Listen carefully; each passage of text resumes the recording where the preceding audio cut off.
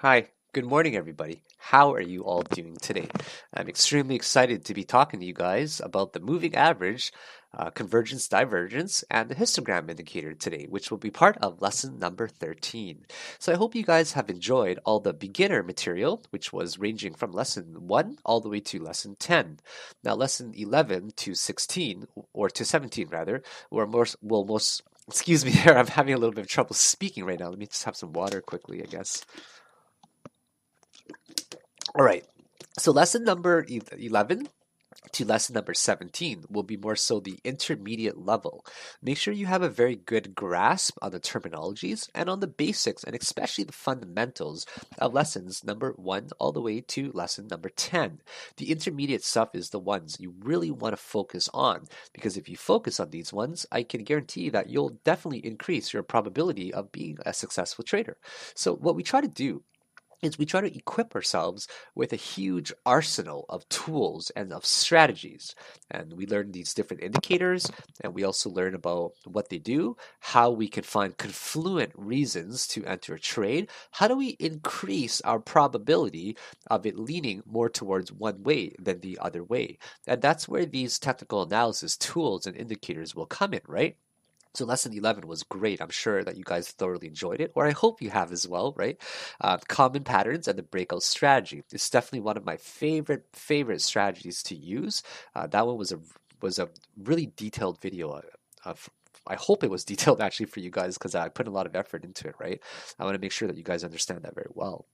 Moving averages, as you guys saw, the swing strategy was beautiful for identifying short term, medium term, and even long term bull or bear markets as well. And I think that if you guys add the moving average strategy into what we'll be learning today, which is the MACD and the histogram indicator, you're going to have two really powerful tools to increase your probability of finding more successful trades and knowing how to actually take these profit, right? So, one thing that I wanted to define, right, you guys have to understand the difference between a swing trader and a day trader, first of all.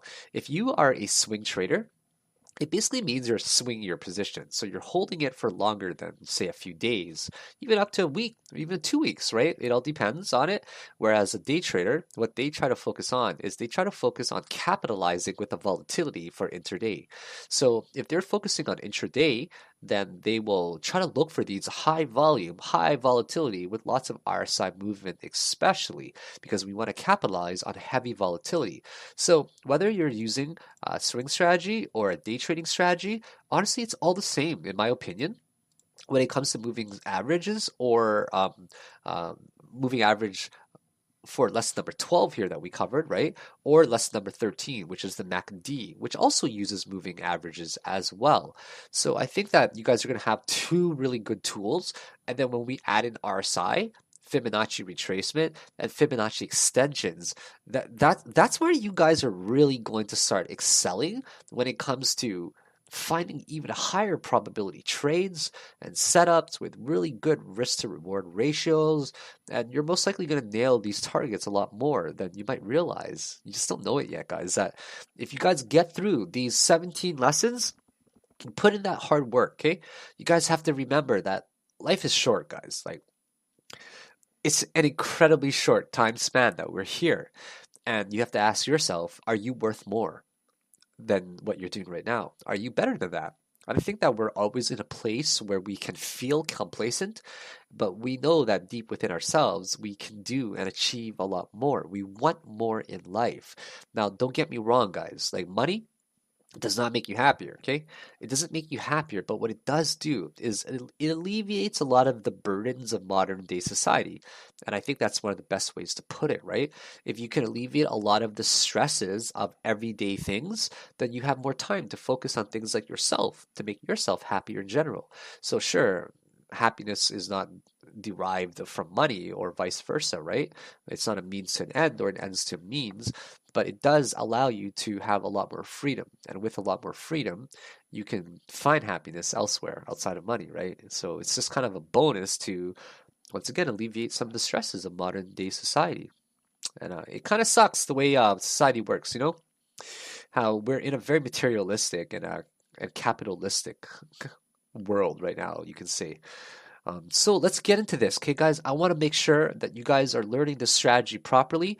I want to make sure you guys understand these strategies very well as well. I want to make sure that you guys are equipped with tons of tools, guys. We're talking tons of tools, okay? Because I want you guys to know these tactics that I'm using. I don't know if you guys have been watching some of my tweets lately, right? But some days my profits are, when I feel like tweeting my profits, which is really not that often anymore because people don't like it, right? And I'm more so saving my live trades for lesson number 17 right here. Lesson number 17 right here is how I'm teaching you guys my specific strategy. So I'm not posting a lot of live trades right now because people don't really like it a lot. They see it's kind of bragging, right? But as you guys know that my strategy works really well, and some days you guys are seeing me earn like a few $1,000s, right? With very relative ease. Or other days I'm making $180 or something to play each game of Dota. Really, I'll look for a trade setup before Dota. A game of Dota gets found. Usually it takes about an average of an hour, you can say. By the time my game is done, my position closed already. So you guys can also employ these tactics, and I don't see a reason why it wouldn't work out for you as well. So let's get into this, guys. I'm so excited to talk to you guys about MACD right now, and especially the histogram. As you guys notice, I reference the histogram a lot, okay? The histogram, I love it. It's one of the best tools in the world, guys. Best indicators. It's a real-time momentum gauge. So let's get into this right now and open up some of the charts, shall we? So let's get started. We have a BTC chart opening up right now. And once again, I'm really excited to talk to you guys about this because I firmly believe that if you get a good grasp on the MACD, you get a good grasp on RSI, moving averages in general, Fibonacci extensions, Fibonacci retracements, you guys are going to have so many tools up your sleeves and just so many weapons that you're going to have this arsenal full of skills. And eventually, when you guys take it slow, remember to take it very slow, right? You do not ever want to be one of those traders who says, I'm going to play bigger because I think that I can win more and I want to make more money. And you definitely don't want to be one of those traders who says, crap, I've lost a lot already. Go big or go home. I'm going to play even bigger to win it all back. That's something you just want to separate, okay? You don't want that. Just throw that away. Throw that concept away. Don't ever think to yourselves for a moment that you need to play more to win more. Okay, you guys play for a few reasons, right? One is to get valuable experience under your belt. I personally have made probably over 10,000 trades, I'm guessing, right? Because some days I do average about 20 trades a day over 2-3 years. That's, say the 300 work day, right? I've probably made about 10,000 solid trades, and a lot of them were losses, right? Well, at the beginning, a lot of them were losses, and it's only until I started losing a lot, and that's when I started to learn these valuable lessons. So please play for these valuable lessons, just to have them under your belt. Play for the experience, right? You play to lose, basically, okay? You have to play to lose. I'm sorry to say that, guys, but you play to lose at first because that's the only way you can learn, right? You cannot ever just shoot up to become a superstar and become a gun at trading. It's not until you have lots of trades under your belt and you know how to refine your strategy and you know how to mold your trading style that will match your personality. Okay, you guys need to understand very, very clearly that the way that we trade is clearly based on our personality. Our personality unfortunately matches and it clicks with the way that we trade. So you guys are gonna find out who you are very, very, very quickly. Okay, you're gonna find out what kind of what kind of sissy you might be, just as a joke, right? Because we all know that it requires you to take a lot of pain, lots of pain. There's going to be times where you're like, oh no, oh no, oh no, I'm going to get stopped out. Should I just take my stop loss? Should I just cut my losses now? It's going to hit it anyways. There's can you handle the pain? Do you know how to stay in the game? That's the important thing. So what we're trying to do once again is equip you guys with tons of tools. This way just throw it out the window again. You remove those emotions from trading and you stick to strategy. You stick to proven formulas that work, right? You stick to things that show proof in the pudding, like these trades of mine as well, right? And you stick to things that have been known to work for other people. And then you look at people who have been successful You look at people who have failed, especially as well. The people who have failed are the people who are ultimately going to be the most successful because they have learned how to mess up so much that they should know how to improve to become better traders, right? And I kid you guys not that don't be discouraged, please. I have lost an incredible amount of money trading. I actually can't wait to get it audited for the 2017 year, like all of my trades, which I plan to do very soon. So, yeah, it's going to be a lot of losses, and it's going to be exciting to also know how much I've won in general, right? Because those losses, guys, I'm so grateful for them. I'm so grateful for them because I know for a fact that they have made me into the trader that I am today.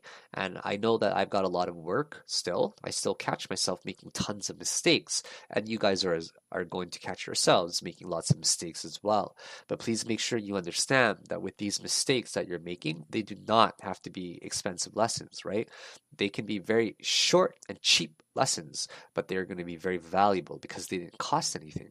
So please, once again, do not make the mistake, guys, of thinking that you need to play more money to make more money, or you get into that position where you're starting to lose money, then you're like, hey, I'm actually going to go ham on it, and I'm going to play a lot more, go big or go home, right? It doesn't work like that, guys. You play for the trades, right? You make good trades. That's what you look for. You trade to make good trades, and the money is a bonus. Please always remember that. Okay, you got to stick to your stop losses no matter what. You got to stick to your stop loss, guys. There is no, I'm just going to wait a little bit longer. Okay, it doesn't work like that because of the mental discipline that's required. You got to have that thick skin to know how to take a loss. Okay, just in case you guys ever get there, right? You will get there. And I kid you not, if someone had to ask me, what has excelled me to a different level in trading, like what brought me to the next level, I would 100% end up telling them it's because I knew how to cut my losses very quickly, right? You got to learn how to prevent a small loss into turning from a catastrophic one. You do not want a catastrophic loss that could have been minimized, and you all have been there. I know 100% that you have all been there where you guys kicked yourself in the butt and you're like, hey, you know what? If I had just kept to my stop loss and I took my loss earlier, I would not be down 5 times the amount that I would be down right now. What do I do now? Do I cut my losses or is it going to bounce? Oh, I've been there too, guys. I made the wrong choice many times, which was to cut my losses, and surely enough, it ends up skyrocketing. But that doesn't matter. It doesn't matter because the ultimate thing to take away from risk management is learning how to minimize your losses because you have to learn how to protect, preserve, and then you can grow your capital. It's only until you learn how to protect and preserve it and minimize your losses, and that's the point where you guys are going to realize that protecting your capital is the most important thing. You got to be very, very protective of it in terms of making sure that you don't turn those small losses into gigantic ones, guys. Okay, so mental discipline, just on a quick note again, right? Got to have that focus. You got to know how to close your eyes, guys. Close your eyes, click on that X button that will close your position. Just get it done with. Take a deep breath. Walk away from the actual computer. Literally, walk away from the computer. Come back in 10, 15 minutes after a loss or half an hour. Go walk around the block. Go chill with your dog or something. Go hang out with the family. Whatever you need to do to alleviate some of the stress, because you got to make sure that you're mentally prepped to look for the next stage of the trading game, right? So, anyways, let's get into MACD, guys. Let's get into MACD and histogram, okay? So I'm not going to even Google the definition, okay? I don't even know the Google definition. The way that I see indicators is how I use them. And that's the most important thing, right? The most important thing is defining it yourself and learning how to use it properly as well. So let's first of all talk about the moving average, okay? So where is this moving average line derived? Well, this moving average line, there's two of them. So the way that I have mine set up first of all. When you guys load up your MACD indicator, okay, I don't want to actually sign out. It's gonna take too long to log back in and stuff like that. Actually, I'll go to Edge. Yeah, I'll go to Edge because I don't want to reset mine, right? It just takes a while. Let's just go to like a default one or something like that. So this is how we're gonna set it up very quickly, okay? I'm gonna show you guys how to set it up. First thing that you do is click on this indicator tab right here. Okay, type in MACD, MACD, and it's this one right here, built-ins, MACD, right here. Okay, click on it one time, okay? And then you're going to get this right here. Double click on it, guys. Trust me, you want to double click on this. You can change it to whatever color you like, right? I keep mine on red and blue. Okay, the red one is the longer moving average. Okay, so this is the MACD right here. The orange one is the one I want long. So this one's gonna be red. I keep on red. I just want to be consistent. And this one here, I keep it on blue as well. I keep that just the default color. And the histogram right here, what I do is I click on columns, okay? I like columns better because you can see it level off, right? The default one is histogram, which is the exact same thing, right? But you got to zoom in on it really close, okay? Don't forget that you can double click on it and it opens to a bigger screen, okay? You can double click on it here as well and it opens to a bigger screen as well right here, okay? Don't mind the sound in the background, guys. I've got company. So right here, once again, double click on here, it'll maximize it to a full screen. Double click it here, it'll maximize it to a full screen. And the histogram will just tick up and down, but what I think is better is the column because it's just easier to spot. Wouldn't you guys agree? Keep it on whatever you guys like. Do not keep it on a line. Please don't keep it on a line, okay? You do not want to keep it on a line. Don't go to line with breaks. Don't go to step line. Don't go to any of that. Trust me, you don't want it. You don't want the crosses. You don't want an area. Yeah, it's really ugly. You don't want an area with breaks. You do not want circles. You want columns to make it very visible. Green is a visible color on black, as you guys saw. So this is how mine looks, okay? I just want to show you guys how I set it up very quickly. Make sure your lines, you're adjusting it as well, right? You can adjust it very thin if you like. You can make it very thick if you'd like. You can change the colors as well. And the default one is the one that I have on as well, on the default 12 and 26 right here. So that should give you guys a very good idea of how to set up the MACD and the histogram. So let's leave there. So notice how mine looks. Looks good. On black, it looks really good. Always choose a color. That's good for you guys, right? I personally like to trade in the dark, and a white monitor hurts my eyes personally. So what I do is I trade on a black background, right? I trade on a black background for a high contrast, and it's what suits my style the best because, hey, it's just what I like. It's Luna again trying to steal the show. She's always trying to get into these shows, but I don't let her get on. I really don't let her get on too much anymore. I'll introduce her next video for you guys at the beginning, okay? Because I know a lot of you guys love my dog. So the MACD here has got two lines, okay? It's got the 12 and the 26. Two very important ones. The fast one is the blue one, as you can see it curving and moving a lot more, right? And the red one is the 26, which does not curve nearly as much, right? It doesn't have as much movement. The reason why the 12 is moving more is because it's taking a smaller sample. It's taking only 12. Keep that in mind, okay? It is taking 12 of the previous candles. So for example, in this one here, it will take 15 of these candles. It'll take 12 15-minute candles, okay? For that moving average. But for example, actually let's count it. 1, 2, 3, 4, 5, 6, 7, 8, 9, 10, 11, 12. Okay, so this is the last 12 that it took, okay, to make that particular blue line. So it's just like the moving average I explained earlier. But the 26 one right here will actually take 26, of course. So I'm just going to guesstimate it right here. So it might take this length instead. So it takes the price action, it takes the candles, right? Of course, there's all calculations behind it as well, right? And it forms a line to see when it can possibly cross over, and it gives you a smooth signal in a line. Now, I personally don't use the MACD crossover too much, but what I do use is a MACD crossover where we try to anticipate it, okay? So I hope that gives you guys a very brief lesson on what a MACD is. It's just like how we used it in the moving average crossover strategy before, right? Where we were basically using the 55, we were using the 8, the 13, the 21, the 55, and also the 200. We were using 5. But this MACD in particular uses the 12 and the 26, okay? Now we're going to talk about the histogram, which is probably the most important part of the MACD indicator to me. It's joined in as one. So what the histogram does is it ticks up and down, as you guys notice, right? it ticks, for example, down here, then it ticks up, then it ticks up, then it ticks up, up, up, up, reaches the point there, and it ticks down, it ticks down. It went back up a little bit, and then it came back down, and it came back down. So I need to define, first of all, to you guys, what a real-time indicator is and what a lagging indicator is, just in case you forgot the definitions. So what a lagging indicator is for example, it's like MACD, right? The moving average, or any moving average in general.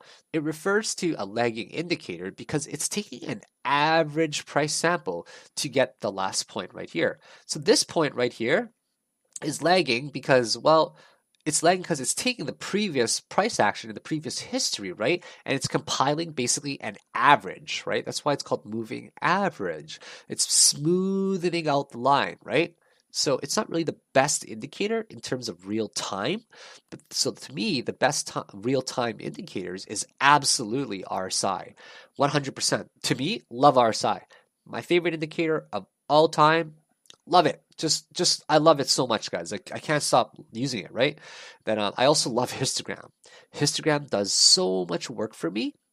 And we're going to get into all of this, guys. I just need you guys to know my enthusiasm and my love for these technical analysis tools because they have helped me refine my strategy so much that in the past few years, I'm just very grateful to know these strategies and to have them under my belt. And I want to teach you guys it as well, okay? So the histogram, if you guys notice, right? If you notice, like let's go to down point, right? Right here, okay?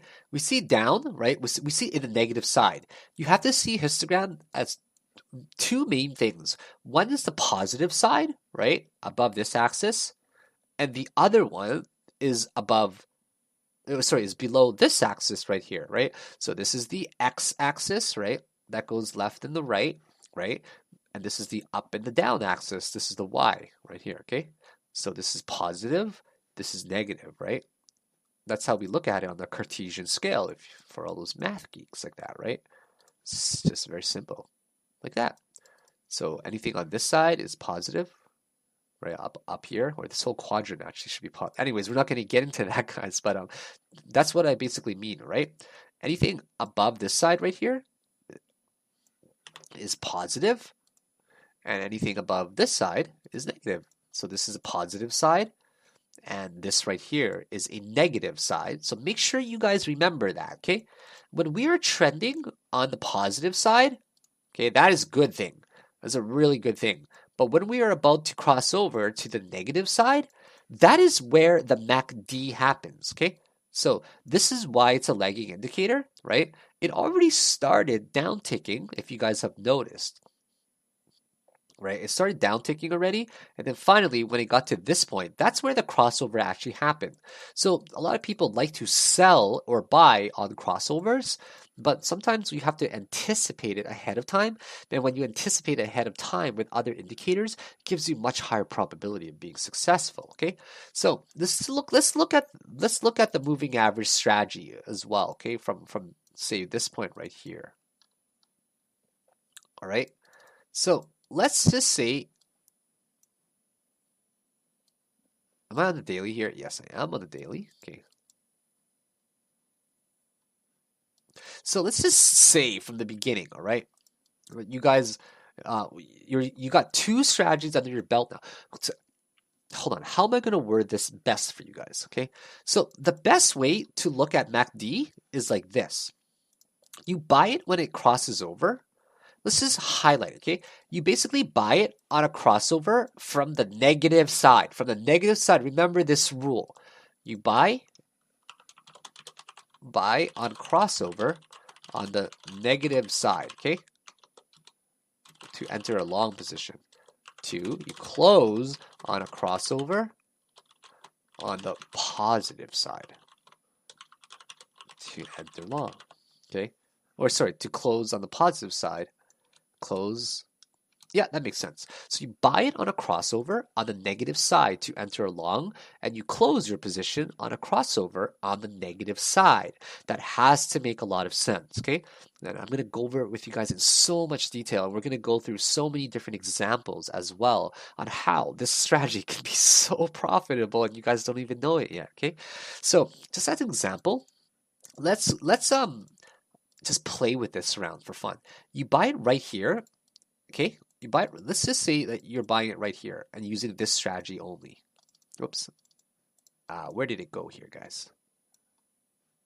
Right there, okay? All right.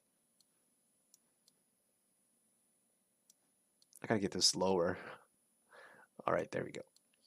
So let's just say you on the green box, we'll say green is for buy, okay, and the red will be for sell, okay. So let's just say you bought right here when it's on the negative side, okay. We're just gonna start at a random place. I don't know why my screen's like moving and going crazy like that. My apologies, guys, for moving so much there, okay. So you buy it right here, okay, and then we'll sell it right here. We'll say, okay, we'll sell it because it actually crossed over. Okay, we're just going to use this as an example. Now let's just see. I'm going to delete this now. So we bought it right there. Okay, and we sold it pretty much right there. Let's make this MACD one a little bit bigger. We don't care much about RSI right now, okay? So you guys see me buy it right here, right? Right at this crossover there, you see me sell it at that crossover right there. Let's see what it would have yielded us, just as an example, right? You would have bought it right there, okay? You don't know where your stop loss is really going to be at because you're just riding it. Or sorry, you don't know where your target's going to be, but you know your stop loss. Choose a really reasonable stop loss, right? You're don't know where your target is going to be, but you never know how high it's going to get. So that's basically where we opened our position, right, on this crossover right there. And that's where we closed our position on that crossover right there. Let's see what it would have yielded us, right? It would have yielded us, we would have closed our position actually right here, okay? And we would have set our stop loss slightly below the previous one right there. So this one right here, in hindsight, it would have yielded us a risk to reward ratio of literally 4-1, guys, okay? And yes, you could have sold it higher to make a 12% gain, but what if it actually never officially crossed over, okay? What if it actually never officially crossed over and you wanted to wait, right? And it never crossed over. You got no reason to actually close your position. But this strategy works incredibly well, okay? Right? So now let's say you actually incorporated breakout strategy using the moving average strategy, right? So you're incorporating breakout strategy, you're incorporating perhaps some moving average strategy as well. Let's see if we can actually maximize our profit. So let's just see for fun, guys. I'm going to show you guys how we find confluency. Is that a word, confluency? I don't think it is. So we use confluency. I just made up that word, okay? I'm making up that word right now. I'm sorry, guys. To find more than one reason why the stars are actually aligning, right? So we try to find reasons why stars are aligning. Hey, maybe the MACD is crossing over. Hey, maybe the moving average is crossing over. Hey, the RSI is getting strength, right? And once you guys find enough of these reasons, you find it confluent enough to enter a trade, and that is how you obtain high probability setups. Okay, so now let's just see. Oh no, this actually crossed over the negative side, right, or the positive side. But this one actually never went back to the negative side, right? You guys remember my two rules. One is buy on the negative side, and two, you sell on the positive side, right? Yeah, you would have closed your position there because it definitely crossed over. But what about here? This officially crossed over, didn't it? Right? Yeah, this officially crossed over. Think of trading like a puzzle, okay, guys?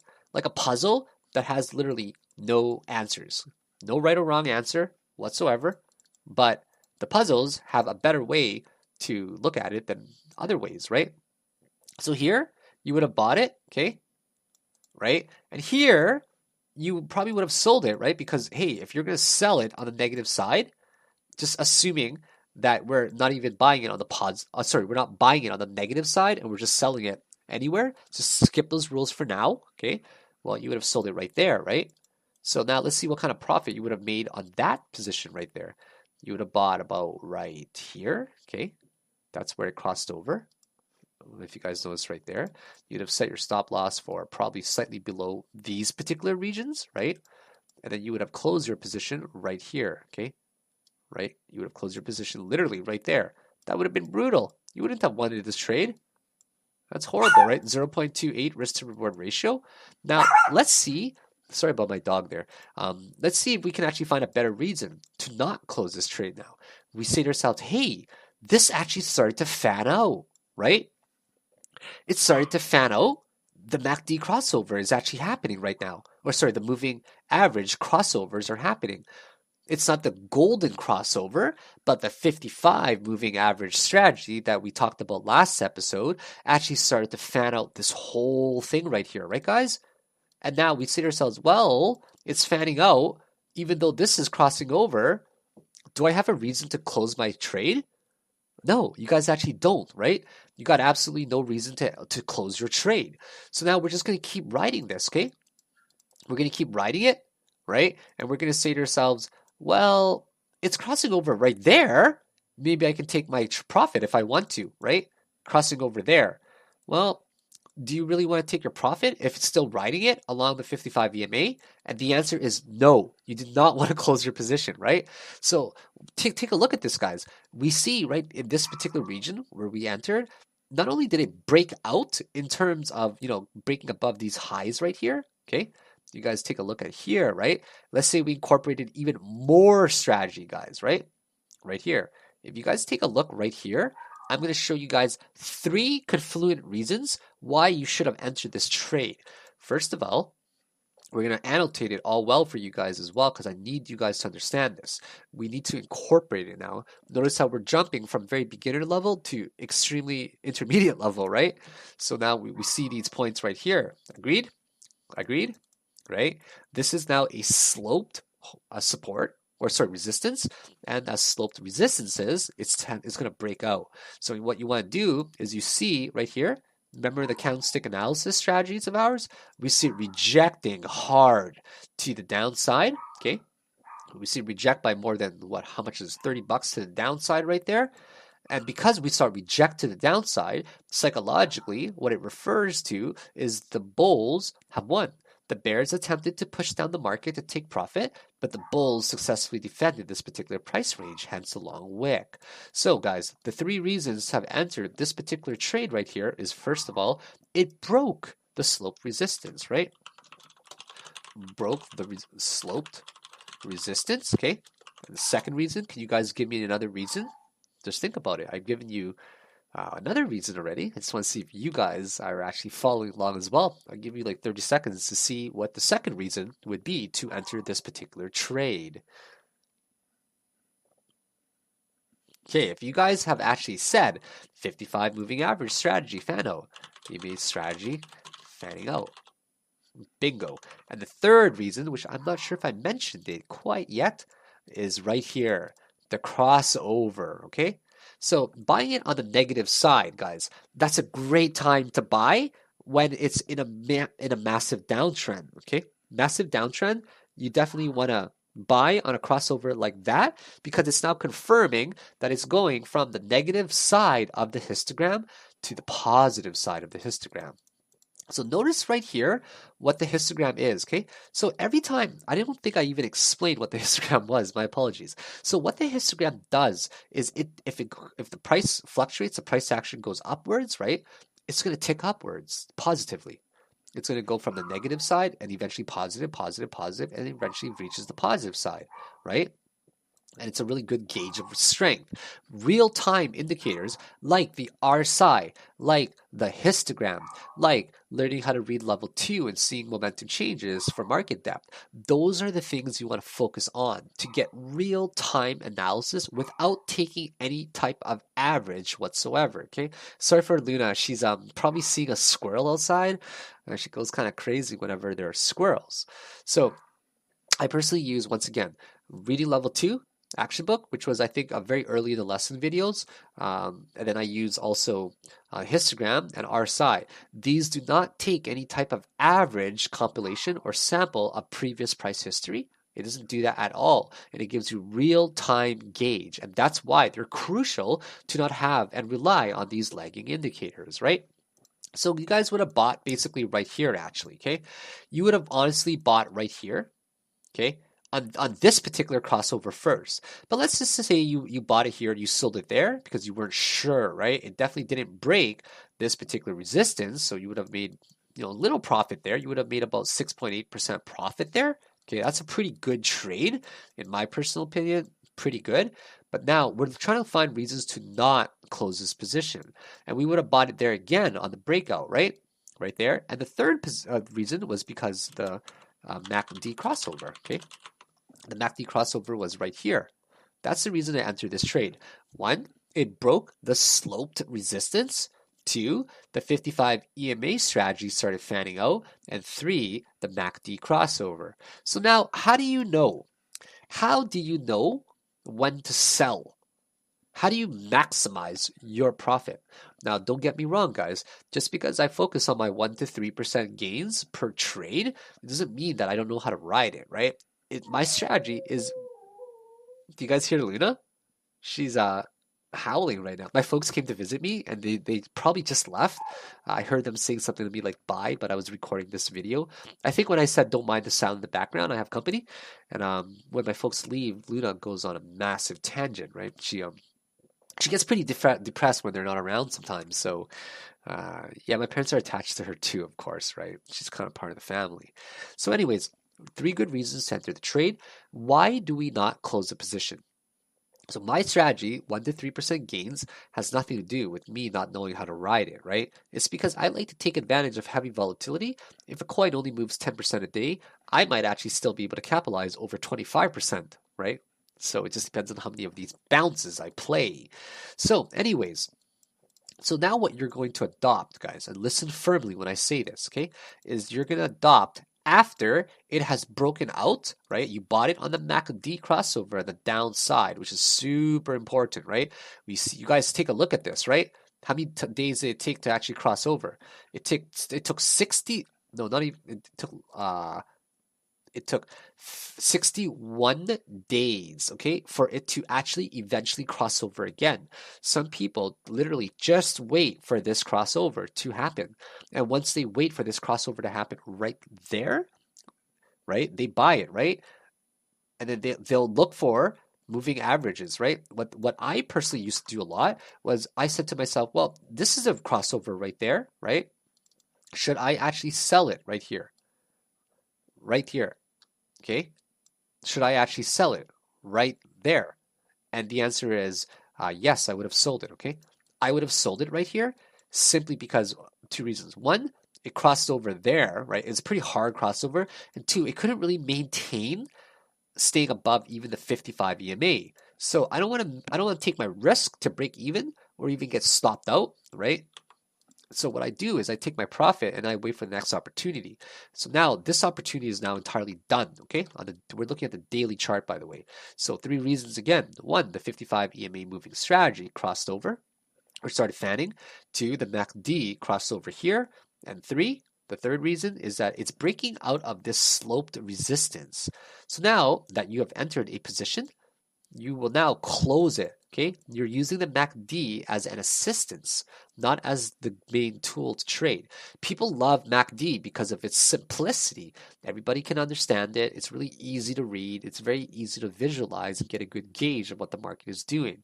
Now, the histogram is going to be used in some specific times as well, right? Right now, we don't care about the histogram, okay? Because we've already entered a position from right here, which I'm just going to make a big box there so I remember it. So now we're now going to adopt the 55 moving average strategy, okay? And now that we see it as well, like it's trending well above the 200, right? So personally, I would probably end up taking my profit when the 55 moving average strategy ends up crossing over again, right? So once again, we use the MACD as an assistance to enter the trade, right? Right here, because it's actually crossing over on the 55 moving average and still trending well above there. And we look on the MACD again as well, just so you guys know, it did cross over there, okay? So, but we're now going to pretty much ignore the MACD, okay? We're going to ignore the MACD and we're going to say to ourselves, I will not dare close my position until I actually end up crossing over where the 55 actually ends up resisting all of them, okay? Now here, very, very tempting, okay, to close my position right there. See this candle right here? A lot of people would anticipate that it's going to go down, but because this actually started to form a hammer candle with decent volume, it shows a rejection to the downside from 937 to about 888. Actually, a $50 rejection was huge for Bitcoin at that time, right? 5% rejection. So because it actually did that right at the 200 moving average, you do not close your position. Got to make sure you're incorporating a lot of different technical analysis as well, okay? And now what we're also seeing is this. Check this out, guys, okay? We're seeing the histogram start to positively tick as well, right? Now that we see from here to here, it's actually gaining strength. And keep in mind that this is a real-time indicator. And we also look at RSI, which I know you guys don't know a lot about it yet because we never got into that video, or I'm going to assume that you don't. But what we use for RSI is if it's bullishly diverging in terms of if we're getting higher lows, right? Then what we're going to assume is that, hey, the market is actually starting to gain strength, okay? So right here, I would not close my position because of this hammer candle bouncing above the 200 EMA. And we say to ourselves, the 200 EMA has been actually very successful in staying above it since 2015, right? So we would have entered it there. Here, very tempted to close my position, but didn't quite. Successful. If it actually did cross over to the downside, right? It never crossed over yet. If it actually did cross over, it would have kept going down. But if it did cross over, you guys might be saying to yourselves, oh, shucks, I should have actually took my profit up there. No, guys, you don't say that because you could have taken your profit here. You could have taken it there. You could have taken it there. You could have taken it, somewhere there. What this strategy allows you to do by entering, when you time entering with a MACD as well, okay? Gives you really high probabilities. And here you would have made yourself a 78% gain. I will put it into perspective for you right now again. If you use this strategy right here, you would have made a 78% gain, okay? Over the course of, how long was this?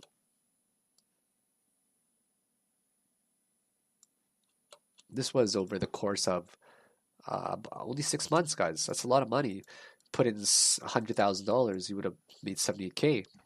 Put in $10,000, you would have made 7.8K.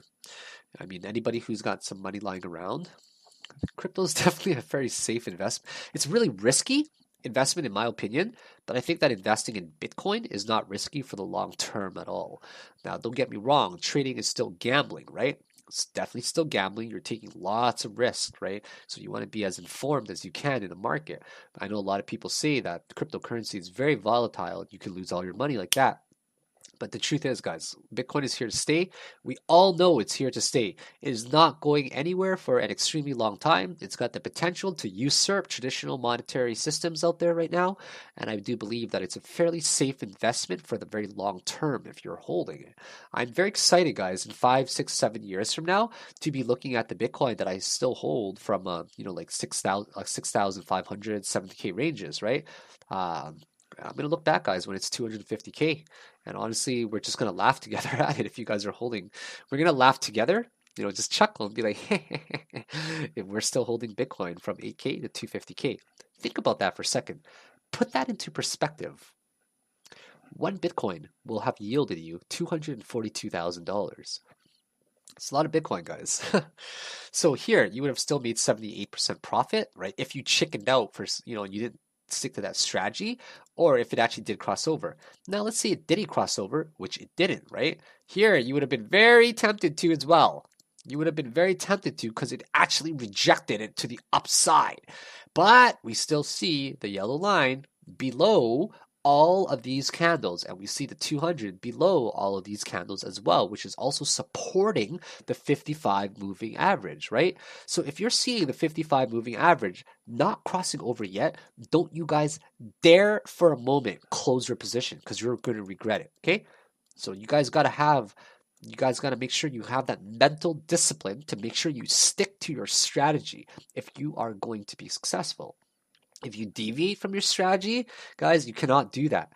You got to make sure that you've got this writing board up, right? You got this whiteboard You've got this plan already. You've got your strategy outlined as well. You stick to your strategy, you do not deviate from it. And then if you happen to lose, then you go back to the drawing board and then you start to revise your strategy until it gets better and better and better and better and better. And guys, I'm an engineer, right? I know how things break, but most importantly, I know how to fix them. So that's kind of one of the main bonuses of have studied math for 3 years, have studied engineering, right, as well. So it gives me a logical way to think about things when they fail and how to fix them. So I'm really glad that I have these skills, but I'm not saying that they're necessary skills. I'm just saying they're skills that help me. And I want you guys to also realize that when we have a lot of these modes of failures, when you guys have your strategy that fails, it's okay. Let it fail, right? Gracefully let it fail and humbly as well, and accept your loss. Go back to the whiteboard, revise your plan to see why it failed. Now, if you guys decided to take your profit here when it did not cross over, then you actually just deviated from your strategy, right? And then because you deviated from your strategy, you would have said to yourself, well, they never crossed over. I should have held because it went from 2,300 to whatever it's going to go to now. So now you're still following the 55 moving average strategy, okay? It guarantees that you are basically going to ride it for a long time, okay? We're just going to keep going, right? Sorry for right-clicking there so much. So the MACD is going to get to a very high point soon, okay? We got to look at it from the perspective of a really high point, okay? Now, when it gets to around here already, I'm still not tempted to sell it because it's bouncing, came here, bounced off of the 55 VMA, right? It just keeps going and going and going, right? But now if we actually look, for example, here you guys don't know exactly when to sell it yet, right? So on the MACD, if we actually had only these points right here, right? You'd be tempted to sell it here. You'd be tempted to sell it there, right? You'd be tempted to sell it there probably, okay? Actually, realistically, you probably would have sold it. Let's backtrack for a moment, okay? Let's say that you actually ended up taking your profit right here at the crossover, okay? It's a pretty high crossover, right? You take your profit there. Okay, awesome. 2,900. Now, you will basically buy back as soon as you confirm a bounce to the upside, right?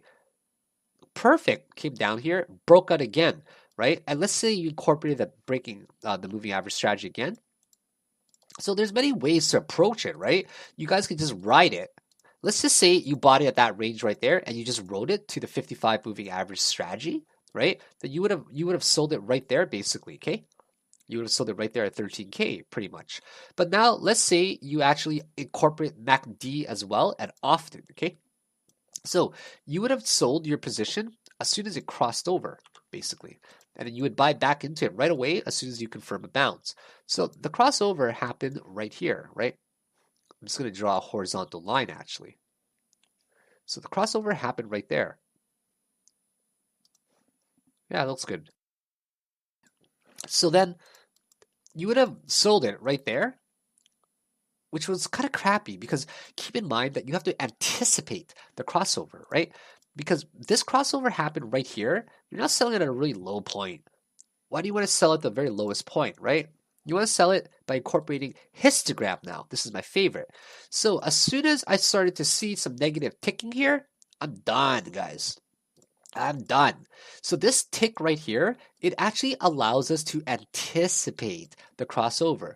So this is the candle that you'd actually want to be closing it on. So now we're talking about the difference between this candle, okay, like that one, and also this one right here, okay? You guys look at the price difference now. So when you're incorporating histogram, check it out. The down ticking, right? That's really important to remember, guys. The down ticking starts to signify that the down tick, it's still on the positive side, but it's actually slowly making its way down to the negative side, right? And because that's happening, we can easily guesstimate that, hey, it's more probable that the market is going to go down. So guys, as soon as this candle was pretty much working its way down, you would have taken profit. And that's a pretty big difference, in my opinion, of about 13% profit, right? Not bad at all. So now, guys, but you would have regretted it. You would have regretted selling it, right? Because it never officially crossed over on the 55 EMA, right? So now what you got to do is you got to say, oh, wow, this could cross over to the negative side, but it didn't. It actually fanned out instead. So you're going to enter right here as well. And you're going to say, oh my goodness, it actually crossed over from the negative side as well, guys. Okay. Look at the histogram as well. Let's say you were just anticipating buying it on the crossover, right? Right here. I can't even get there properly. So the crossover pretty much right there. Okay. You're buying it based on this candle right there, or even earlier, right there, anticipating it to cross over, right? Pretty much right here, anticipating it. You would have bought it right there. Now, let's say you incorporated histogram analysis as well.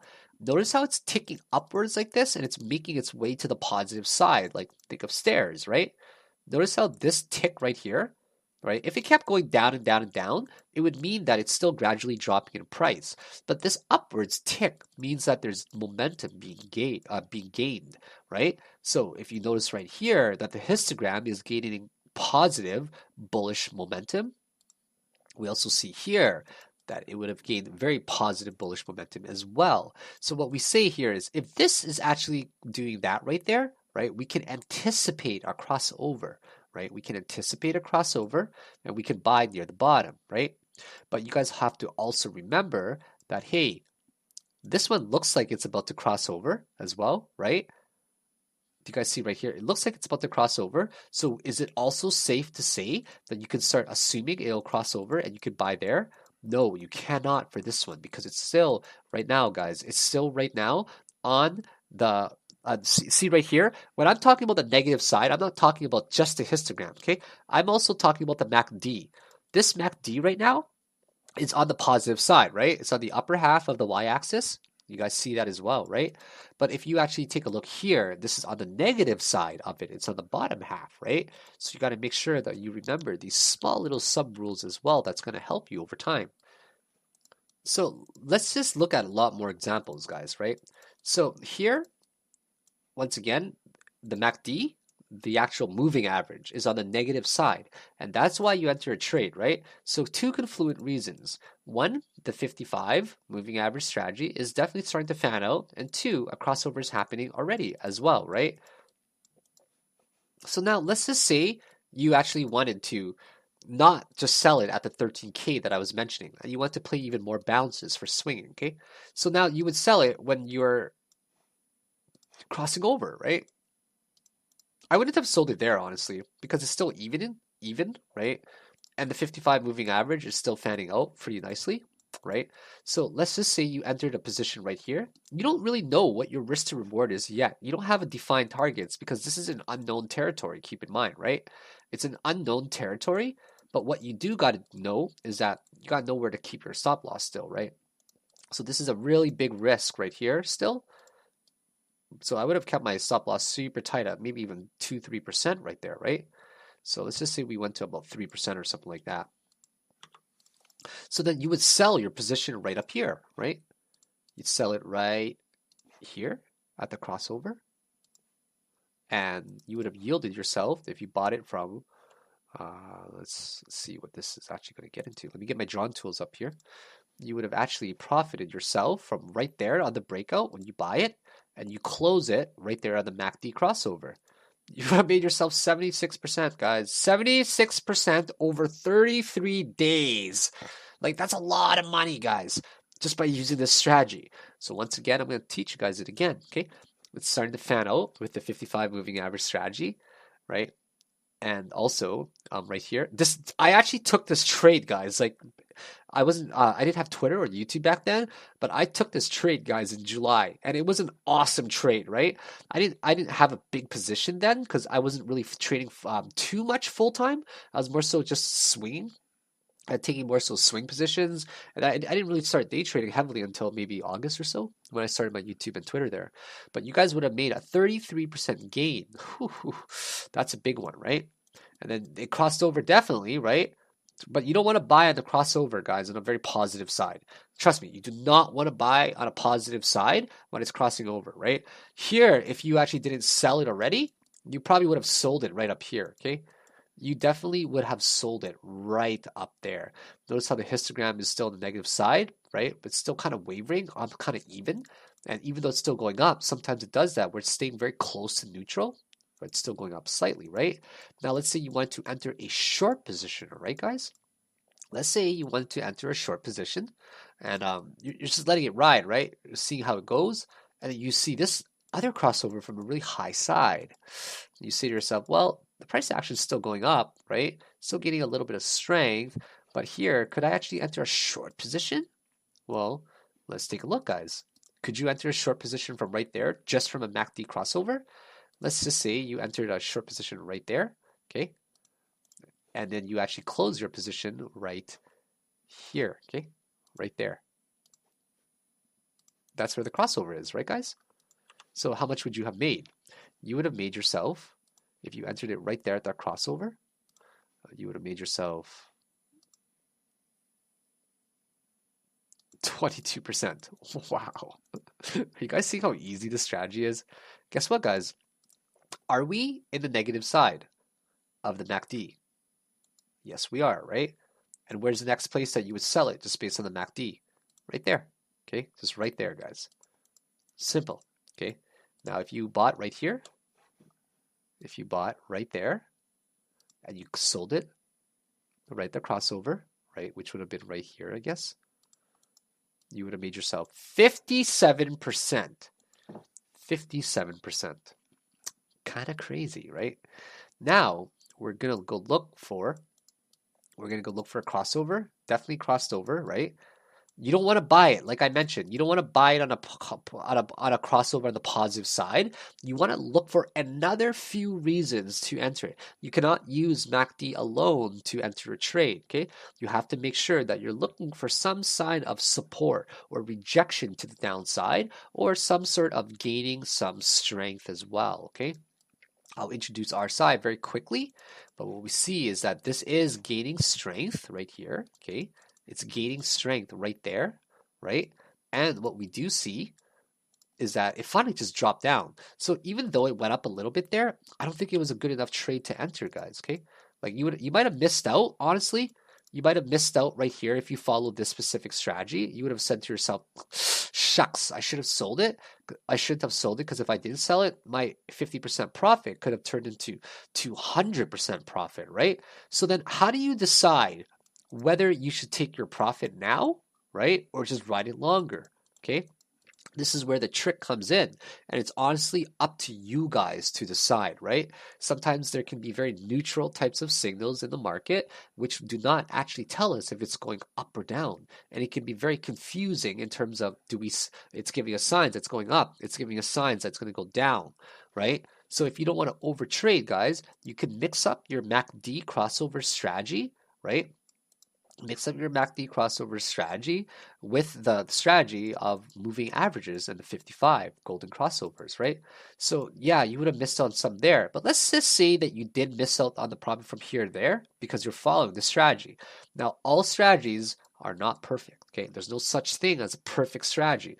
It only comes down to a strategy that suits your personality or your lifestyle a lot better than other ones. With every strategy comes its flaw. There is no such thing as a perfect strategy because if there was, every single person would be using it. That's why I'm encouraging you guys highly to develop your arsenal of skills so you've got many tricks up your sleeves. And once you do, guys, you guys are going to know very well how to trade. I think if you put in a lot of hard work and time, you will definitely succeed and it'll come to fruition how these good trades that you're making will eventually have a big bonus of money at the end of the day, right? So you missed out this 100% profit. You only took 65 instead, okay? Now, what do you do next, okay?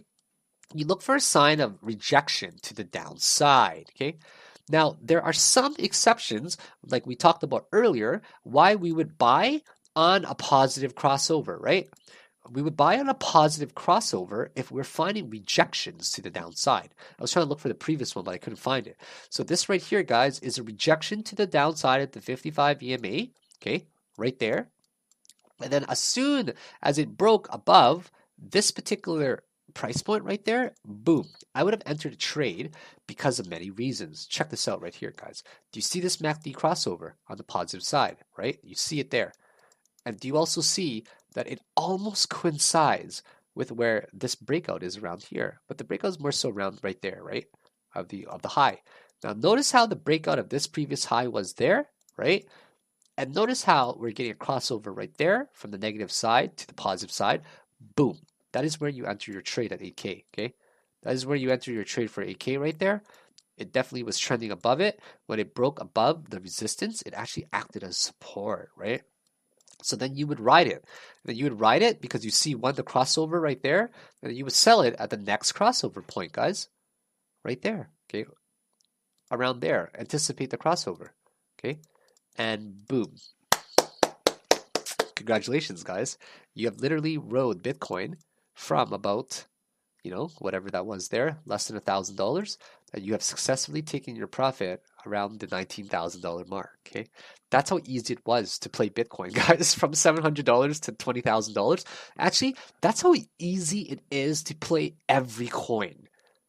Yeah, I'm not saying, I apologize if that sounds really arrogantly or cocky, but I kid you guys not, that you guys focus on developing your skills, okay? And eventually you're just going to be staring at it all day, okay?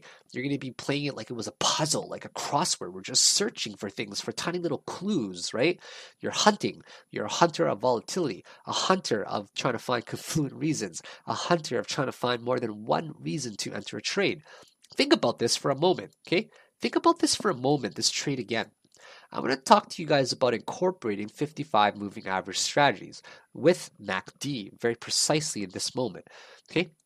And also rejections of candlestick analysis. So once again, we're taking we're taking technical analysis of these strategies that I'm implementing to a very different level, very intermediate, if you guys remember from the first 10, 11 lessons, right? Not nearly as advanced as this stuff. So think about this for a few moments, even watch it twice if you'd like. This is how, guys, I rode Bitcoin, honestly, I didn't trade like late December-ish. I actually stopped trading around this point right here because my grandma passed away.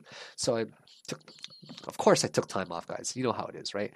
So I actually ended up playing Bitcoin from about 8K all the way up to about 16, 17K. Yeah, it's a lot of money, guys. And this is what I use specifically, okay? I use this strategy right here where I saw it reject to the downside despite a red candle. I did not buy it on this candle here, breaking above it. I was tempted to buy above this breakout, right? But that one made a lot more sense. I also wanted to wait for a crossover on the MACD, okay? So then I saw this right here, the crossover there, right?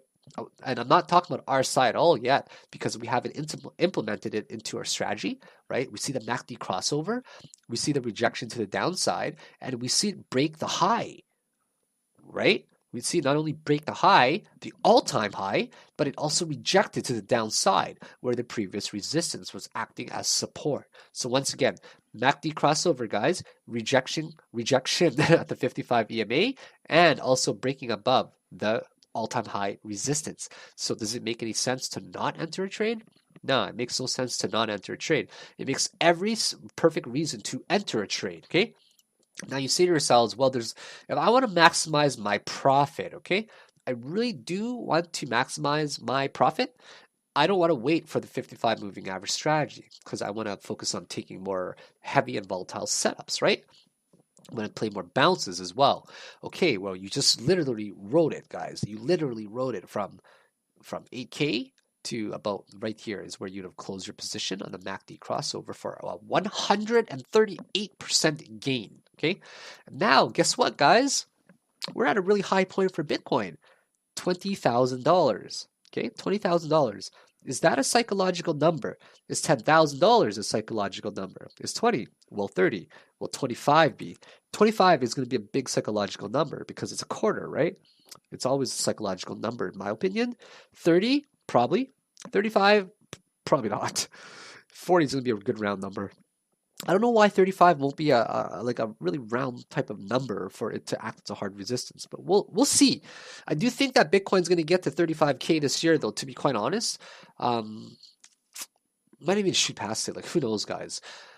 I say it's going to hit 35K and then it's going to correct, but then it's just going to shoot past it eventually. I'm so confident and bullish on Bitcoin, guys. So, guys, a psychological number has been reached. Does it make sense to enter a short position? What do you guys think, huh? Does it make sense to enter a short position? So a short position is the opposite of long, where you want to enter from the MACD crossover at a positive point, and you want to close your position at a negative point. This is going to blow your mind. You guys ready? You guys ready for this, okay? It's going to blow your mind. Watch. You enter a short position right here, okay? And then you close your position on a, well, first of all, okay? First of all, you have to remember to close it on a negative side. So do not dare close it right there, okay? Do not dare close it right there. Close it on the negative side from really high R side like that, right? That's what you want to do. Especially when we've reached a very psychological point already of 20K, you can easily expect a correction, okay? Now, what you guys could have done is you could have, let's backtrack a little bit. You could have closed your position here as an example, okay, right there. Clearly, you could have closed it there, right? But you wouldn't have yielded that much profit. You would have entered from right here, and you would have closed it right there because you're following the strategy to maximize the potential of your profits, right? So you would have closed, and you would have closed your position right here. You would actually only made 10%, right? Because you're closing on the negative, on the positive side. Not a good thing, right? So that's why I like to wait for the negative side, unless it actually ends up stopping me out. I would have my stop loss around the 20K range, right? I would have entered at 19K. I would have, pretty big potential loss there in terms of percentage, right? But let's just say you follow that strategy of you entered because the MACD crossed over right there, okay? And now it's going to cross over down here again, right? Right there on the positive side, right? You would have made 10% profit. But let's say you held strong a little bit and just waited, okay? Really weak tick on the histogram. And after a day, it actually ended up crossing over again. So you just secured yourself from basically closing a position, right? Not only that, you see it most likely going to go down after seeing a candle like that with this type of volume, which is kind of a bearish spinning top, right? Even though it's green, it's like a hammer, but on the upside, which can confirm or show that Bitcoin is losing a lot of steam, right? Doesn't guarantee that it's going to come down, but there's a high probability of it coming down because Bitcoin's losing steam. So then you would have just held strong, guys, and you would have said to yourself, yes! I found more reasons of a downtick, okay? You're going to say to yourself, 55 moving average strategy is starting to fan out pretty hard, guys. Pretty darn hard, right? This looks like it's going to cross over, right? It did. But guys, because the 55 moving average strategy is still actually downticking and fanning hard from the psychological high, where do you guys think the next logical point to take your close would be, okay? To take your profit right here, guys. Right? And you could have said to yourself as well, but the 55 moving average never actually closed yet. So there's so many circumstances, right? So many circumstances. You guys could have closed your position here, to be quite honest, okay? Let's just say you closed it right here. Well, you would have made yourself a pretty decent position as well. You would have entered there, and you would have closed it right there, okay? You would have made yourself 37% gain, right? But let's just say that you have confirmed the bearish spinning top, right? And it's breaking below these resistances right here, okay?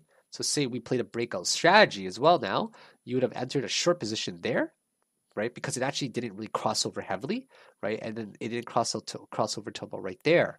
So you would have entered a short position. Stop loss definitely set somewhere slightly up to higher than here, right? Maybe 13.2 or something.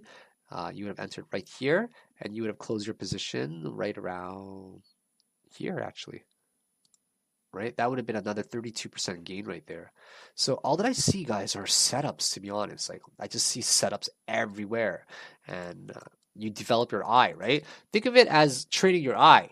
Literally, that's what it is. Training your eye and training your mind and looking for clues and trying to see how you can logically and systematically flow these things together, right? How do these things work? How do they work combined with each other? How do they work in conjunction? Why do I need to use a lot of different indicators to match it up and find confluent reasons with others? Well, you guys are starting to see how the stars can align, right? And now, guys, right here, right? Oh, it crossed over to the positive side, right? Crossed over to the positive side. But, guys, check this out right here, okay? Got to the negatives or the positive side, but we got a negative crossover, right? Looks like it's about to come down. So shorting is wise, guys. Shorting is very wise from these points. But let's backtrack a little bit as well. And let's talk about buying it on the crossover here, okay? You bought it on a crossover there, okay? And you would be selling it right there. So you'd be buying it right here, and you'd be selling it literally right there for a 35% gain. Pretty cool, right? How much possibilities we're actually seeing in the short term. So let's just say that you actually had your risk to reward set up here as well, right? You would have set your stop loss for slightly lower than here, okay? Slightly lower than here. And the thing about these particular setups is you don't really know, guys, what your risk to reward is going to be, right? But honestly, if you guys know about your fib levels yet, yeah, fib levels, I would have just targeted a dead cat bounce level. That's the truth, right? And I would have targeted 382 there. I would have nailed it. And that's going to be even more fun when we get into Fibonacci extensions and retracements as well. You guys are going to have a lot of tools under your belt. Noticed here how I added one tool called the Fibonacci retracement level. And notice here, I targeted the 382 there, which I always do because yeah, I'm not greedy, guys. I like to minimize my exposure in the market. And if I minimize my exposure, it just calms my mind a lot more. I always talk about the psychological part of trading as well, because the psychological part of trading is where a lot of people forget about it. And they end up failing as a trader because they don't train their mind as well. So we introduced Fibonacci here, just briefly. Target nailed, right? And now, guys, it crossed over there, right? And notice how it never actually ended up fanning over to the 55 moving average strategy. So we actually got a false breakout, right? These are what we would call bull traps, where it tried to go up it once, got a massive shooting star, tried to go up it again, got this doji, followed by a shooting star there, or a gravelstone doji, whatever you want to call it, and it just ended up rejecting, right? So then you'd want to short the market because it ended up fanning to the downside still, right? And then where would you target your close? You'd probably target your close right around here if you're using the MACD strategy, right? Right here, this is the MACD strategy. You guys would have targeted right there. You would have entered your position right here for a short, and you would have closed it right I guess where is the candle is going to be for here. That would have been a 17% gain, right? Not bad at all. So now, let's just say we're looking at going long here, right? Well, here you guys see the MACD crossover right there from the negative side, okay? And then you would enter a long position pretty much right at the bottom. That nailed it, guys. Even if you were like a day late, it's okay. Like even if you're a day late, it's crossed over already. There's still lots of opportunity, right? So that's a great thing. So yes, the MACD did cross over, but we got a death cross, right? Keep in mind that the death cross is a lagging indicator, and it will not actually successfully show all of the most recent events and the most recent information up to date because it's a lagging indicator. So but if you guys notice on the histogram, right, the histogram actually ended up upticking as well. So yeah, not only that, if you introduce RSI, you see it bullishly diverging right here, right? It's gaining a lot of strength in the market. Lots of volume is being put in. So let's say you looked at a lot of tools, like right here, gaining strength, gaining strength, gaining strength. Histogram is actually ticking. So now what we're going to do is we're going to anticipate the crossover right here. You could have bought it early or you could wait for the crossover, up to you guys, and it all depends on your tolerance for pain, right? You would have bought it right there. And where would you have sold it, guys? You would have sold it right here at the crossover. Check it out on the top side because it did reach the positive side. So then you would have bought it literally at the bottom for this trade, and you would have been in about a 28-day trade so far, okay? You would have been in a trade for 28 days, and you would have made yourself 42%. That's a pretty big trade, guys, okay? Keep in mind that 42%, if you put in $1,000, you just made $420. If you put in 10K, you just made 4.2K. If you had 100K, you would have made $42,000 just by literally following that strategy. It's not really hard, is it? It's really easy. Can we actually do this on other coins, guys? Okay? Can we do this on other coins as well? Absolutely, you can. So let's go on the daily. And you know what? First of all, I want to talk about Bitcoin before I move on and do it on a lower time frame. Okay? Now, these are more so geared towards swing positions, right? Now, I want to talk about, say, on a 15-minute chart, specifically, MACD crossovers, right? You can also take small bounces throughout the day, guys, on any coin. You would have bought it right there, and you would have sold it on the positive side right there. You would have bought it here, you would have sold it right around there, right? So this maximizes your profit as well, once again, just to make sure that you guys don't take profit too early. And you might lose on some profit, but the most important thing is it protects you from making stupid decisions of taking profit too early. So here you would have made a 1.52% scalp, right? That's okay. 1.52% scalp only. For example, here, right? It bounces off of the 55 EMA, right? And it crosses over on the positive side. It actually crossed over well before already. So crossover to the positive side was pretty much right there. And the crossover right there, okay? When I'm talking about a crossover, if I wasn't clear, okay, I'm talking about the blue line, okay, moving downwards and below the 26, right? Makes sense, guys? So to be clear again, I'm talking about the blue line moving above it, right? So the blue line was below, below, below, below, and the red line was above, above, above. But now the red line becomes below, below, below. And the blue line becomes above, above, above. Okay, so that's what we're basically talking about when it comes to crossover. Sorry if I wasn't clear about that. I should have been very clear about that at the beginning, right? So now you could have entered a short position, I guess, from here, right? Yeah, a lot of people would have entered a short position, I think. Like let's just say crossover from there, right? You entered a short around here, right?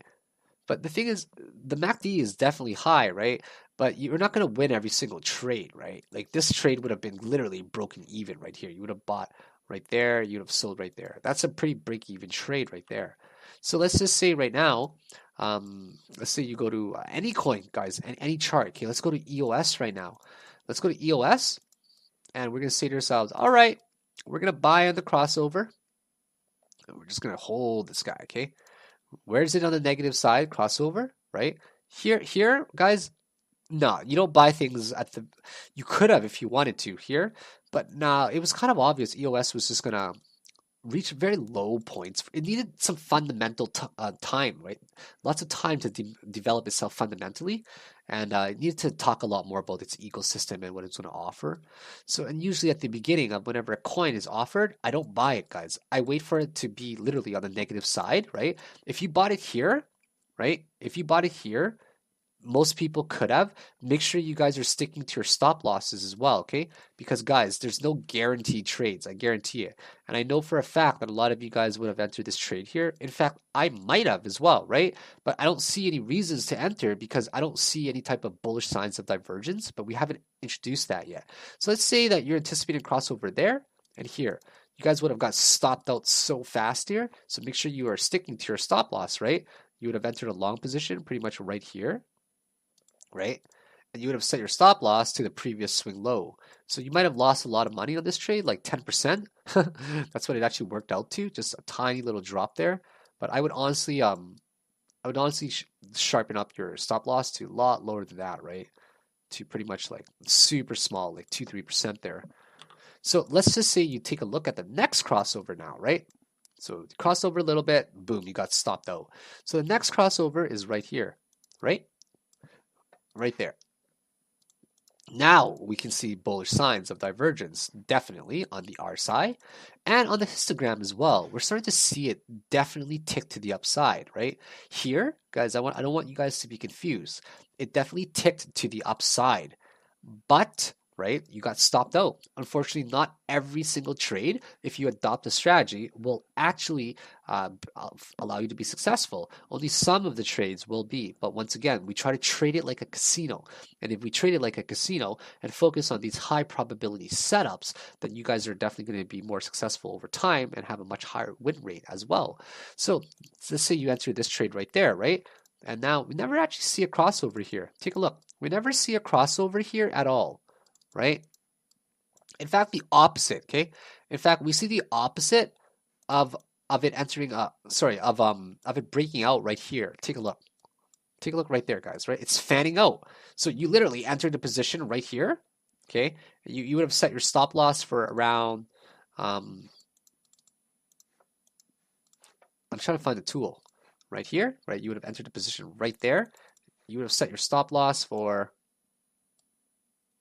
right there. Okay. And then you would ride this thing, guys. You'd ride it hard. And you'd look for the next crossover, okay? On the histogram. Where's the next crossover? Where's the next crossover? Almost, not quite. Almost, not quite. Almost, not quite. Right? Almost, not quite. Right? Not quite, guys. So, what you'd want to do now is sell it at the crossover right here. So I'm not sure if I said this one, not quite, but this one is definitely the one that you want to sell it at, right?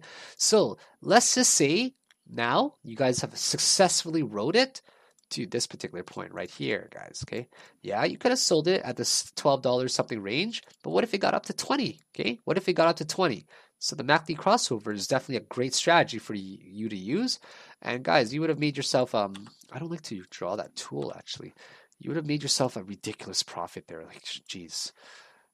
Yeah, I actually rode IOTA from like $1 or something to pretty good, I guess. I've been playing a lot more bounces on sorry, not IOTA, on EOS. I was playing a lot more of the bounces. One of my friends, Nick, I think he's obsessed with EOS. He loves EOS. I know you're watching this video right now, Nick, but yeah, Nick loves EOS, and he had a great time trading as well. He's an awesome guy. I definitely want to hang out with him soon. He's from Vancouver. We've been meeting to meet up for a while now. He just picked up like a McLaren 720 or 720S, right? So it's pretty cool. It's like a good supercar. It's only like 300 grand or something. And I'm actually gonna pick up an Audi R8 this year. So an older one though, because I kind of like the older styles in terms of like body kits and what they offer as well. It's a little bit cheaper as well, right? So hopefully I can go visit him during the summer as well. I think this might have been one of the only times where I've actually sidetracked and have not talked specifically about this only, but since we're talking about EOS, right?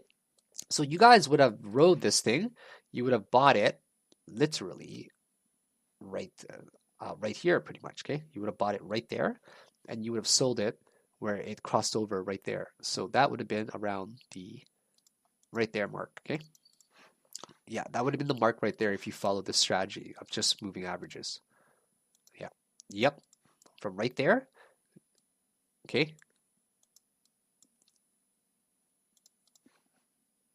Oh, sorry about that. Backtrack a little bit, guys. Backtrack. We're not talking about that one. We're talking about this one right here, okay? You would have made yourself about an $830 profit there. It's just $830. So you bought it around, said, where is this at here? Let me just double check. It said $1.25 and $832. Okay. So let's just say you bought it at $1.25 and you sold it at $832. Okay. $8.32. Let's just say you only bought 1,000 coins, which is a $1,250 investment, right? You would have made, and your stop loss was about 1.2. Well, it wouldn't have been a 141 to 40, like 141 risk to reward ratio. We don't have a defined target yet, so that RR ignored. So you guys would have made yourself a 565% gain roughly, okay? And you would have made about a $7,000 profit where you're risking literally 50 cents. It's not really that much, right? So yeah, that would have been a phenomenal trade to take, obviously, right? So where would you have entered it again, okay?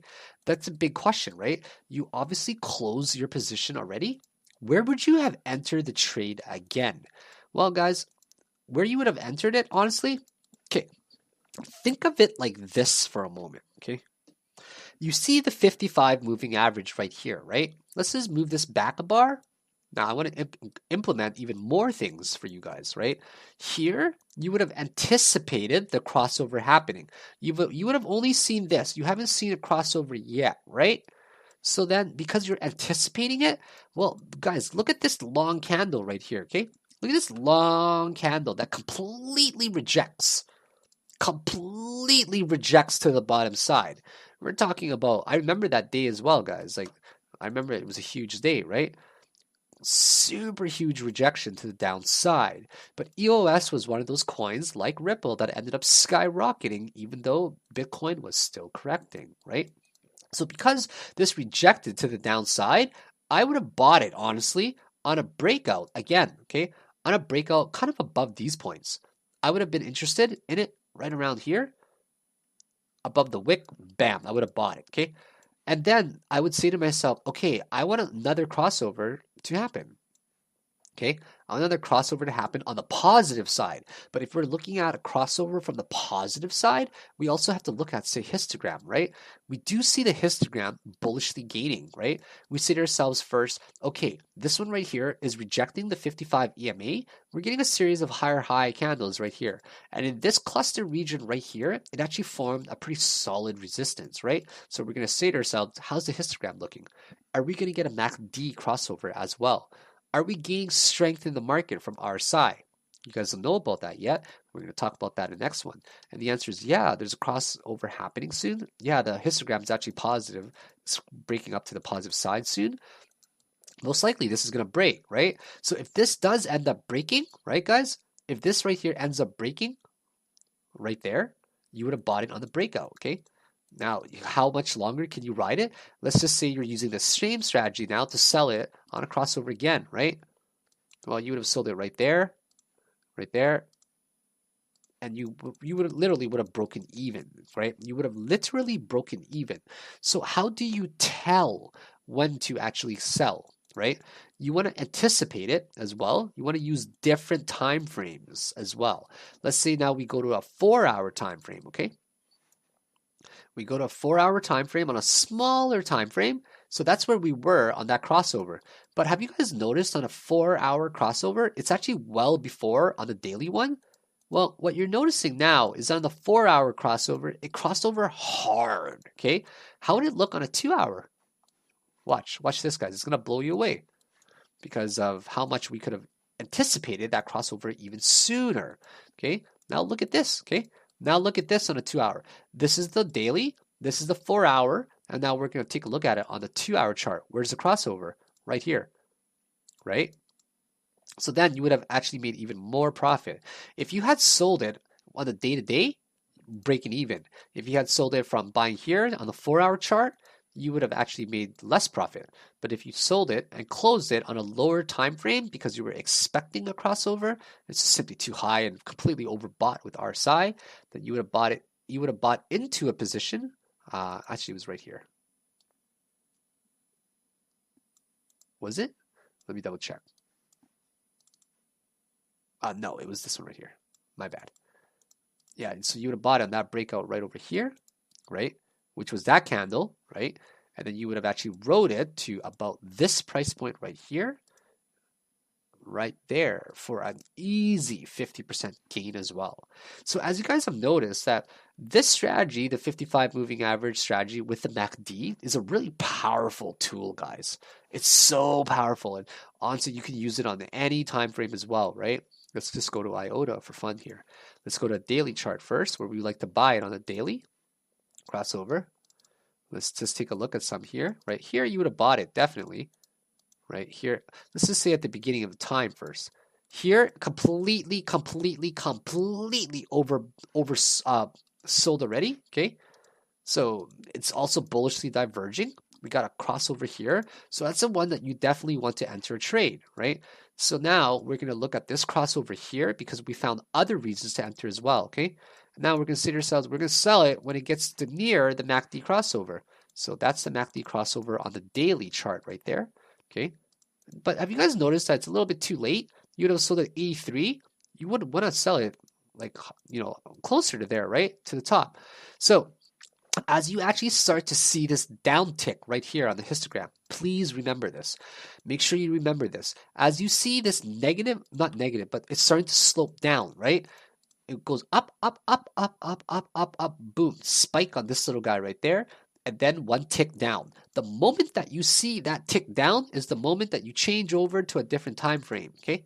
Now we're going to go to a 4-hour time frame, and so this second yellow one right here, I should probably make it a different color so you guys remember.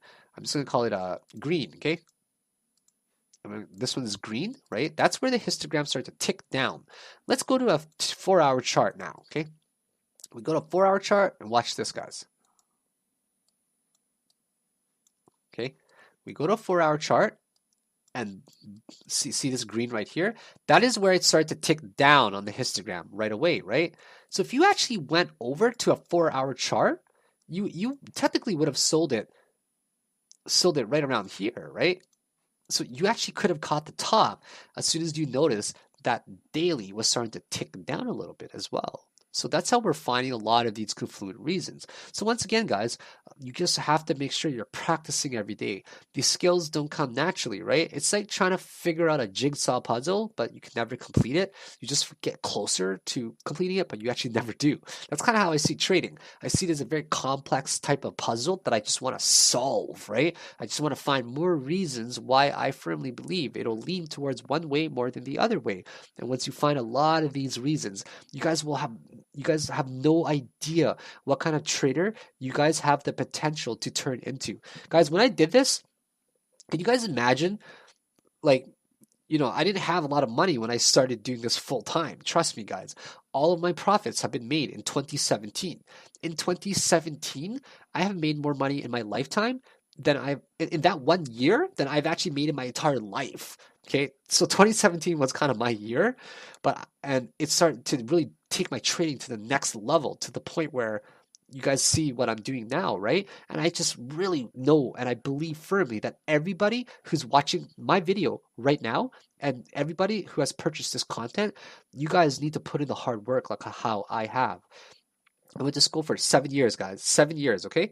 And I kid you not that in my 3 years of trading, 1 year of heavily trading, 2 years of just swing trading part time, right? So in my 3 years of learning how to trade, I have put in more tears, blood, and sweat into these 3 years alone than in my entire 7 academic years.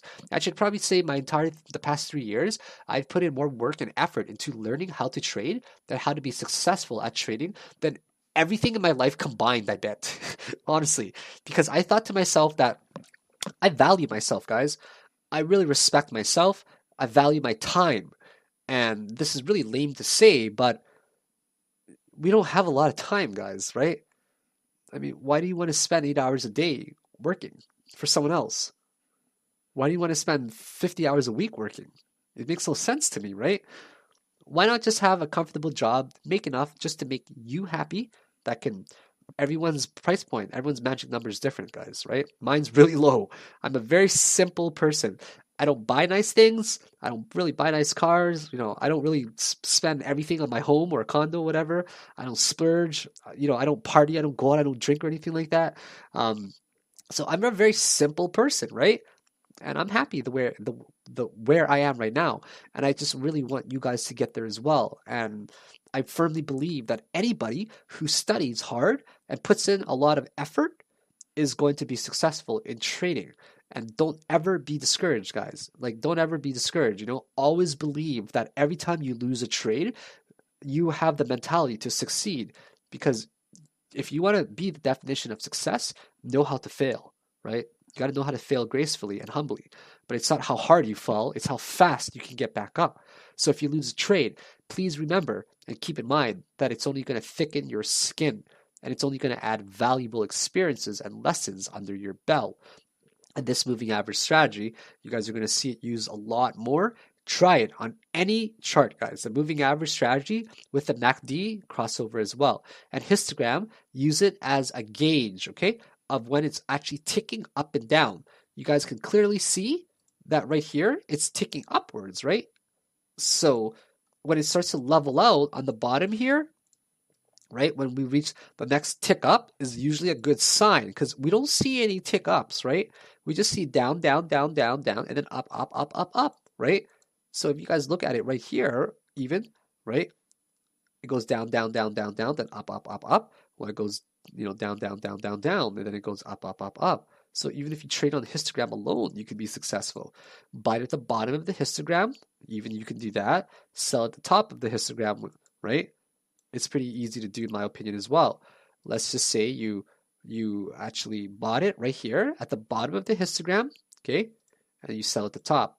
Buy at the bottom, you sell at the top, okay?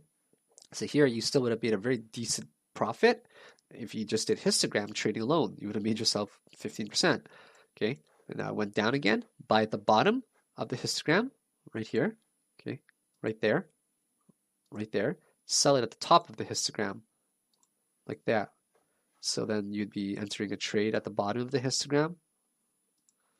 Then you Just made 50%. Cool. All right. You now enter short position at the top of the histogram, and then now you close your position at the bottom of the histogram, right? All right. Well, you just entered short position. You just made yourself 34%. It's kind of funny how you could do this all day and you actually will be profitable. Try it. Backtrack. Test it. Just test me, guys. See how the strategy works. You could buy at the bottom of every histogram and even sell at the top of every histogram. Just pretend you're playing with $1,000, do the percentage gains, and let me know how you guys actually see the math. I've done it, guys, for the past 3 years of Bitcoin, believe it or not. I have statistics. If they were in binders, they'd be this thick, full of Bitcoin. Okay, they're not that thick. It's probably about, I was gonna say 200 pages, but that'd be lying. Maybe about 80 pages of just data that I've collected over 3 years. And trust me, the moving average strategy is so profitable, and I've tested it on it. And Litecoin too, guys. Litecoin and Ethereum. Whew. Those three coins they love moving average strategies, and they love MACD as well. And they're really good signals. So, anyways, I'm more so just rambling at the end of the video. I hope that you guys have enjoyed this particular video because it's definitely one of my favorite lessons. Just talking about the MACD and histogram indicator in general. So I think that it's definitely one of the most powerful indicators, especially when we combine it with RSI. So I think we're going to conclude lesson number 13. I've definitely gone well over an hour for this lesson. I hope that it has been very helpful. I hope that it has added insight to your trading. And just a very quick, excuse me there, I burped. Or hiccuped rather, that was kind of rude, I didn't mean to be. The MACD histogram is basically the moving average convergence divergence. It takes a sample of the previous price action, and it's a lagging indicator. And we like to buy it when it crosses over, and we like to sell it when it crosses over as well, right? And the histogram is a way for us to gauge like a staircase if it's going up, or a staircase if it's going down. And usually we reach like a plateau, right? It rounds off at the top there, and when it rounds off at the top, there's a good chance for it to actually come down. So we'll be sure to introduce a lot more theory as well.